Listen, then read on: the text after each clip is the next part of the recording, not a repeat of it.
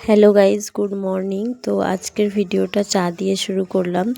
চা টোস্ট খেলাম, তারপর এখানে এগুলো এনে রেখেছিল, কি বলে এগুলোর নাম ভুলে গেছি।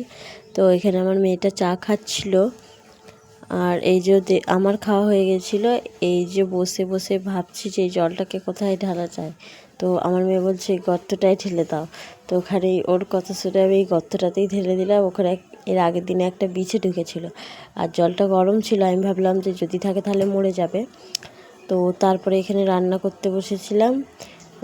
এই যে আজকে হবে হচ্ছে কুঁদরি আলু ভাজা, আর মেয়েটা এখানে এইগুলো সব এনে রাখা হয়েছিল।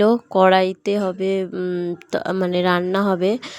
বড় কড়াই আর বড় হাঁড়ি এনে রাখা হয়েছিল। জমিতে কিষেন লেগেছিল, তো তারা খাবে বলে সেই জন্যই রান্না হয় বলে এনে রাখা হয়েছিল। তো দুপুরবেলা এখানে বিকেলে মেয়েটা এখানে ঘুম থেকে উঠে আর বসেছিল। তো আমি দেখলাম যে কী পরিষ্কার কিছু করতে হবে কি না।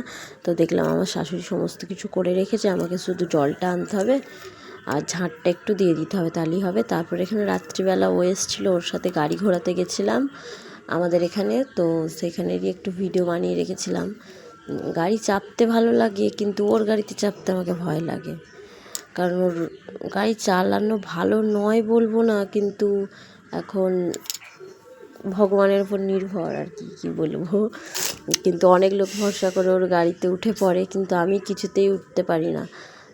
আর উঠলেও আমি আমার মেয়েকে নিয়ে কখনো উঠি না, কারণ ওর গাড়ি চালানো ভালো, খারাপ বলবো না, কিন্তু খুব ভয় লাগে, কারণ আচমকা ব্রেক মেরে দেয়, তাই জন্যই একটু ভয়টা লাগে। তারপর এখানে গাড়ি টাড়ি ঘুরিয়ে বাড়ি যাচ্ছিলাম, গাড়ি ঘোরানো হয়ে গিয়েছিলো। বাই গাইজ, পরে ভিডিওটা